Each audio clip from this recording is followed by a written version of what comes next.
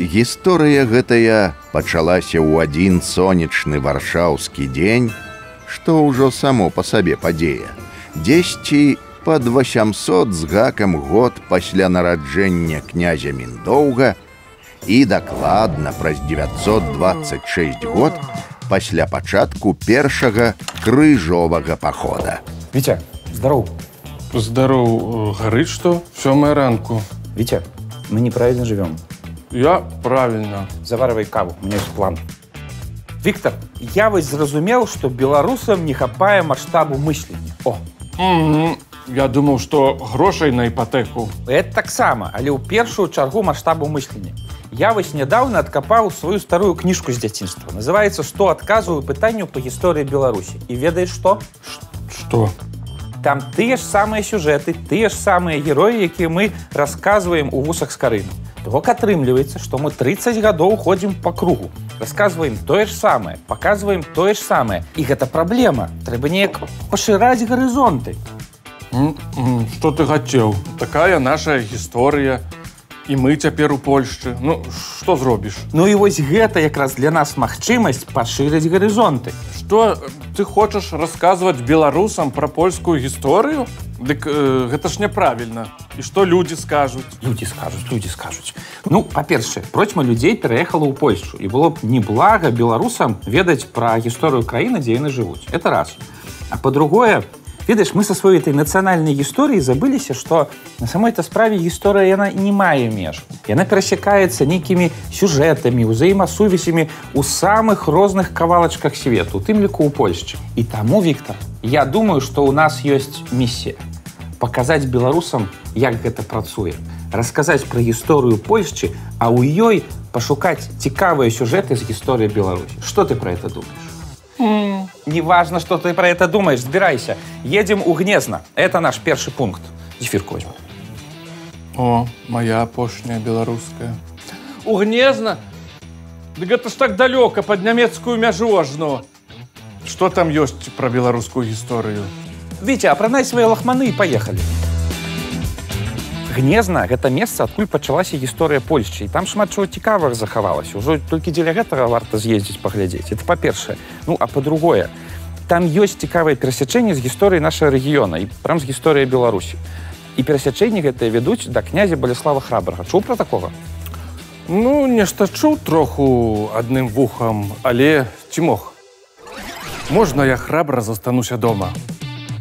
Нельга, Віктор, нельга. Людзі чакаюць ад нас выканання місіі і новых серый. Ох, нешта я не ўпэўнены. Менавіта таму нам і трэба да Баляслава Храбрага, храбрасці набрацца. Паехалі. Чакай, а катоў бяром? Хай яны пасядзяць дома. Ну, хай сядзяць.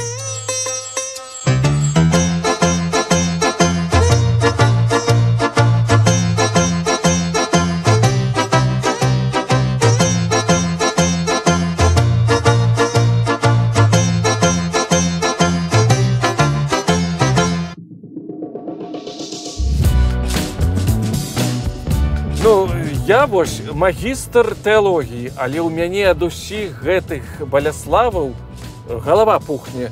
Бо ў Польшчы адныя баляславы, казіміры і мешкі не маглі нейкія больш яны арыгінальныя імёны прыдумляць. Не, ну слухай, у гісторыі Русі поўна Владзіміраў, у гісторыі Францыі якіх-небудзь Генрыхаў. Это нармальная справа для шматлікіх еўрапейскіх монархій. Ну, лічылася, што з іменем пераходзіць частка суперсілы валадара. Таму наступных там дзяцей і унукаў называлі імёнамі дзядоў. І оно так і вядзецца. І тут адзіны шанец даведацца нешта канкрэтнае пра канкрэтнага чалавека. Тады ты яго ні з кім не зблытаеш. Ладно, зразумела. Але за Баляслава Храбрага чаго ты ўчапіўся? Ну, Баляслав Храбры гэта як, ну не ведаю, як у гісторыі Беларусі Усіслаў Чарадзей. Это не самы першы вядомы князь, але вельмі важны, без якога, ну, нічога не адбылося, можна і так сказаць. Яны, дарэчы, з Усяславам жылі прыблізна ў адзін час. І Баляслав вельмі важны для гісторыі Польшчы, пры гэтым ён крыху звязаны з гісторыяй Беларусі. Таму мы пра яго сёння і пагаворым. Кіруемся на Познань. Летапісная гісторыя Польшчы пачынаецца з князя Мешкі I. Ён першы дакладна вядомы гістарычны валадар гэтых земляў. Народная традыцыя выводзіць Мешку ад легендарнага земляроба Пяста, які нібыта жыў на Познаншчыне ў 9 стагоддзі і па супадзенні таямнічых абставінаў стаўся заснавальнікам цэлай княскай дынастыі. Мешка з'явіўся ў крыніцах дзесьці ў 960-х гадах як амбітны палітык, які праводзіў актыўную дзяржаўную палітыку і аб'ядноўваў разрозненыя славянскія плямёны на вялізнай тэрыторыі ад Кракава і да Познані. Ну, я памятаю, князь Мешка I хрысціў Польшчу. Ну, дарэчы, польскія гісторыкі зараз крыху з гэтым спрачаюцца, таму што Мешка хрысціўся сам. Ён не дайшоў да хрышчэння цэлай Польшчы, яго яшчэ рэсурсаў не было. Але ён паспеў шмат чаго зрабіць. Ён там цэнтралізаваў дзяржаву, далучыў новыя землі, але ведаеш, што ён самае галоўнае зрабіў? Што? Ён, як кіраўнік дзяржавы, змог падрыхтаваць сабе наступнікаў. У яго было некалькі сыноў, і вось адзін з гэтых сыноў быў якраз Баляслаў Храбры. Так што хопіць тут жаваць, паехалі на Гнезна, пакажу табе. Паехалі, хутчэй даедзем, хутчэй вернемся.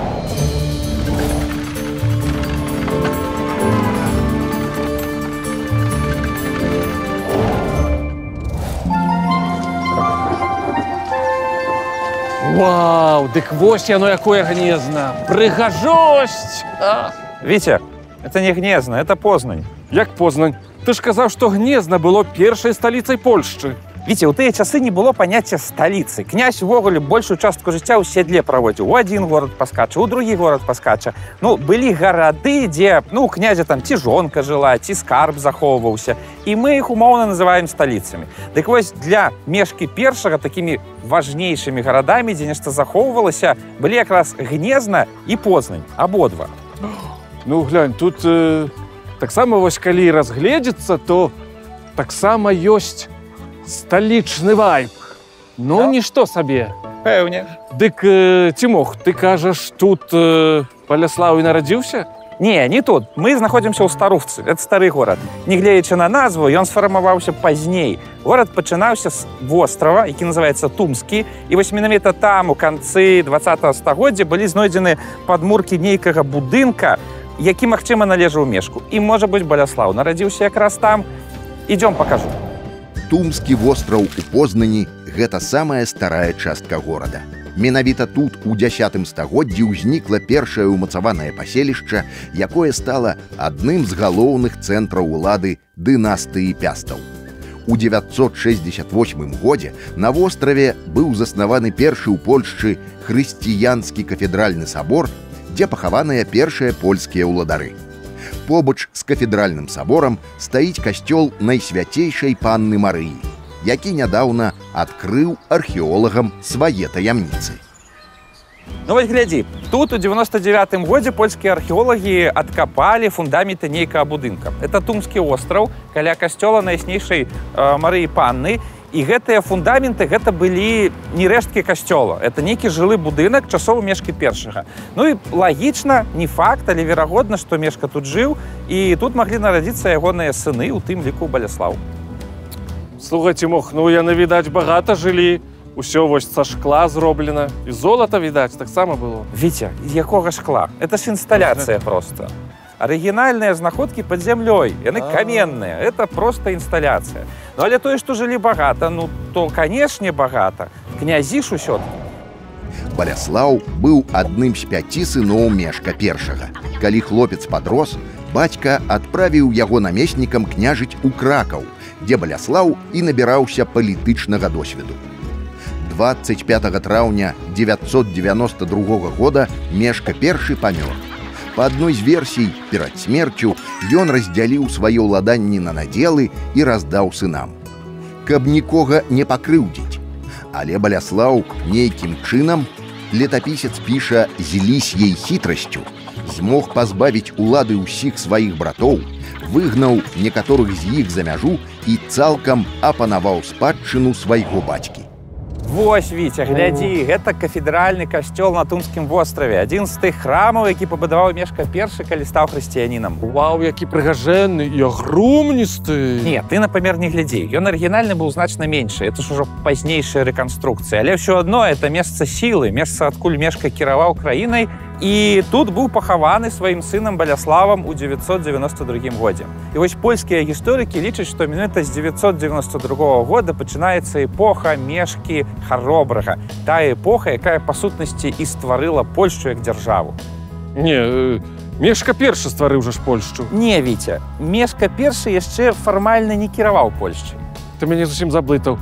Дык чым ён кіраваў? А вось не лезь паперад бацькі ў пекла. Зараз я табе ўсё раскажу. Едзем у Гнезна. Там здарылася адна з важнейшых падзей у гісторыі Баляслава. І там ты зразумееш, калі пачалася Польшча. Ідём. О, напэўна, час абедаць. Віця, ніякіх абедаў. Паехалі, нас чакае Гнезна. Дык што, ён гэтак і матаўся з Познані ў Гнезна? І наадварот? Та ж далёка.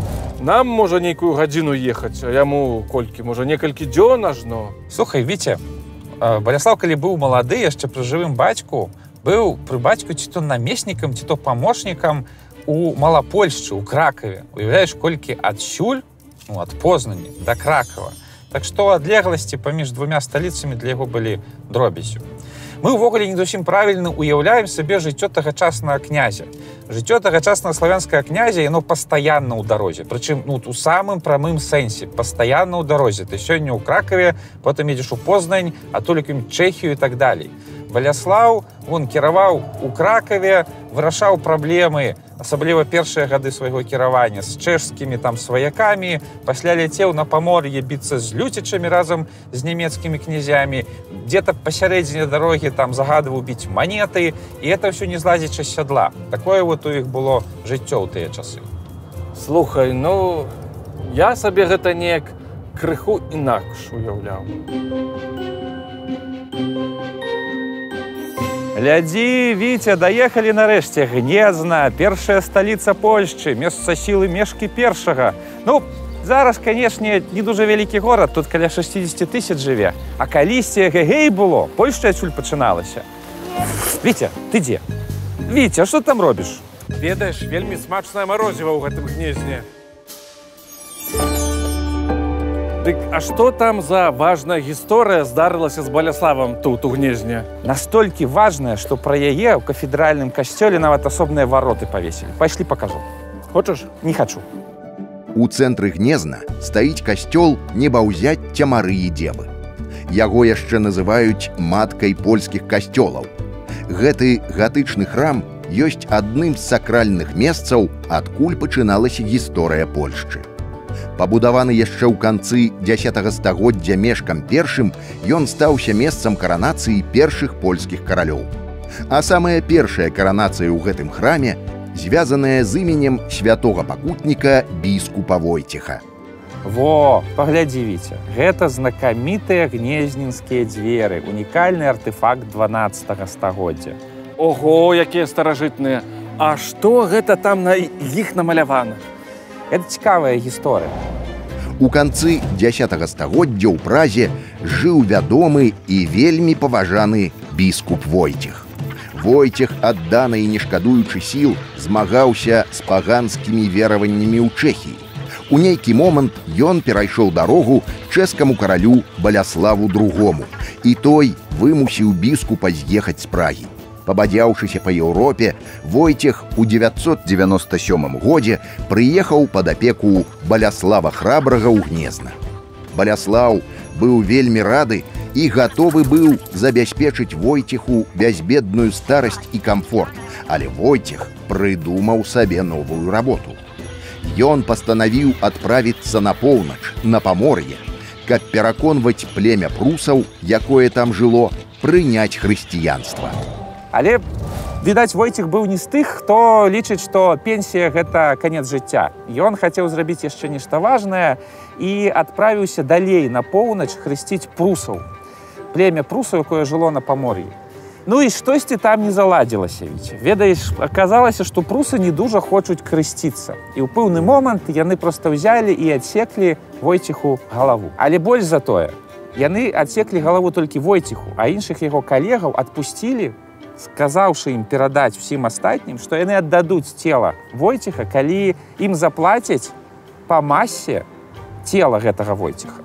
Хто ж гэта будзе плаціць грошы за цела мёртвага чалавека? Не проста грошы, а золата, Віця. І ведаеш, Нават хто золата. гэтым чалавекам быў? Ну і хто? Баляслаў. Ён адправіў сваіх паслоў, і яны адсыпалі прусам масы золата столькі, колькі важыў Войцех. Пэўна, няшмат важыў той манах, ну бо аскеза і пастамі вечнымі Фу, засушаны. Віця, што ты такое гаворыш? Мы не ведаем, колькі важыў Войцех, думаю, що это было досыць шмат золата. Але тут што самае цікавае? Ведаеш, што выйграў на ўсёй этой гісторыі? Ну хто? Па выніку Баляслаў. Таму што смерць паважанага біскупа у руках язычнікаў вельмі моцна ўразіла ўсіх хрысціян Еўропы, ну якія тады ж былі вельмі набажныя. І Баляслаў зрабіў з прывязення цела Войцеха вялікую падзею. Цела Войцеха прывезлі, пахавалі яго тут у касцёле, ну тады па-іншаму выглядаў, але тут у цэнтральным гнезненскім касцёле. І для ўсіх жыхароў Еўропы, асабліва цэнтральнай, гэта стала што? Месца паломніцтва. Яны ехалі глядзець на біскупа замучанага, замардаванага у далёкай Прусіі, за якога аддалі шмат кілаграмаў золата. Вось, таму гэта падзея ператварыла Гнезна ў вельмі моцны палітычны і рэлігійны цэнтр Еўропы. Дык а ёсць звесткі, колькі ўсё ж золата аддалі за цела? Віця, які ты меркантыльны. Ну, той Баляслаў хітры жук быў, аднак. Пэўна, няпросты характар у яго быў. Я не вінаваты. У мяне дзяцінства было складанае.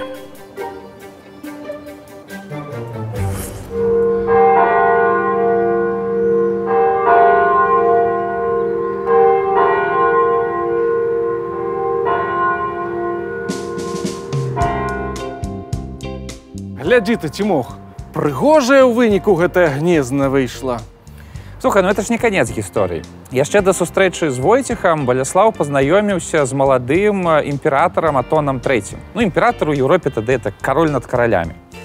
Яны абодва былі такія хлопцы маладыя, разам хадзілі на люцічаў, амбітныя, вясёлыя былі і, відаць, добра пасябравалі. І вось Атон, калі даведаўся пра гісторыю з Войцехам, ён загарэўся тым, каб Войцеха зрабіць святым. Ён асабіста звярнуўся да папы рымскага з просьбай беатыфікаваць і зрабіць Войцеха святым. Ну і папа чаму не? Пагадзіўся. І па выніку, што? У Гнезна з'явіўся свой святы, святы Войцех. І імператар свяшчэннай рымскай імперыі Атон III захацеў прыехаць у Гнезна з паломніцтвам. А гэта, ого-го, якая падзея. Ды ты што? Баляслаў зразумеў, што гэта ягоны зорны час. Ён арганізаваў максімальна пышны і багаты прыём Атона III. У Гнезна зладзілі вялікі рамонт і добраўпарадкаванне, нібыта перад дажынкамі. Баляслаў у прамым сэнсе слова абсыпаў золатам усіх чальцоў імператарскага пасольства. Усе храністы таго часу пішуць, што маштаб прыёма немагчыма апісаць словам. Такі ён быў пышны. У самы кульмінацыйны момант набажэнства ў кафедральным касцёле Атон III моцна расчуліўся і зрабіў нешта незвычайнае. Вось як пра тое напісаў храніст Гал Ананім. Убачыўшы яго, Баляслава славу, моц і багацце, рымскі імператар усклікнуў з захапленнем. Клянуся каронай маёй імперыі, усё, што я бачу, пераўзыходзіць тое, што я чуў. Па парадзе сваіх магнатаў у прысутнасці ўсіх ён дадаў: не належыць называць гэтак вялікага мужа князем або графам, як аднаго з саноўнікаў, але павінна ўзвесці яго на каралеўскі трон і са славай увянчаць каронай. І, зняўшы са сваёй галавы імператарскую карону, ён усклаў яе ў знак сяброўства на галаву Баляслава і падарыў яму ў якасці знамянальнага дарунка цвік з крыжа гасподняга і піку святога Маўрыкія. Цімох, ну гэта, канешне, ўсё вельмі цікава. І Познань такая прыгожая, і Гнезна нішто сабе. Толькі вось я не магу зразумець, а пры чым тут мы і наша беларуская гісторыя? Ну, конечно, мы на самом заходе Польшчы знаходзімся. Ведаеш, там так склалася, што вось тыя падзеі 1000-го года, ну ўсё гэта, і смерць Войцеха, і беатыфікацыя, прыезд Атона накіравалі энергію Баляслава на ўсход. І ён раптам зацікавіўся тым, а што вот знаходзіцца там, на ўсходзе. Это Кіеўскае княства, Полацкае. І наступнае жыццё Баляслава крыху звязаны з нашымі землямі Беларусі і Украіны. І вось давай мы якраз пра гэты эпізод яго жыцця пагаворым у наступнай перадачы. Як у наступны? Чакай, дык я думаў, канец сезону. Мы толькі пачынаем. Пайшлі. Ну добра тады. Буду сябе маральна рыхтаваць. У наступным выданні Цімок з Віктарам наведаюць яшчэ шмат цікавых месцаў на Познаньшчыне і даведаюцца, як Баляслаў Храбры звязаны з гісторыяй Украіны і Беларусі. І думаецца мне, Баляслаў быў бы ўсцешаны, каб вы, шаноўныя гледачы, далучыліся б да гэтага падарожжа.